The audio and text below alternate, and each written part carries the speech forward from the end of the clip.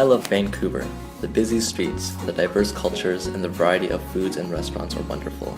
However, I never really gave much thought in where my food was coming from. I usually just went to a large supermarket and bought the quick frozen preparation meals. I used to eat a lot of frozen quick foods, the quickly prepared foods like instant noodles and frozen pizzas with tons of added preservatives and sodium. My only concern at the time was how long it would take to cook. 5 to 20 minutes. Yum, perfect. It was a convenient excuse for me to eat relatively unhealthy foods as I was and still am a student, and time is always a concern.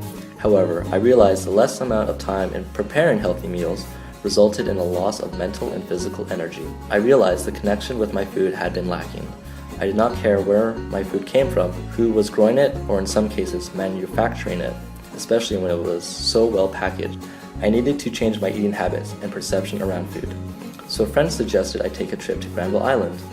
What a lively and busy place. The smell of fresh baked goods, the sight of healthy, colorful fruits and vegetables, the sound of seafood splashing in the water. I saw dedicated hard workers displaying their harvest and how their livelihood depended on the good quality food they sold. I never knew the complexity or work it took to produce local ingredients.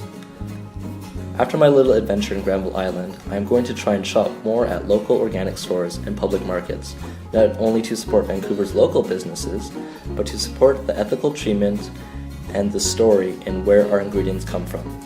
I'd rather buy local foods that were produced by ethical and fair standards instead by mistreated, low-paid workers and conditions.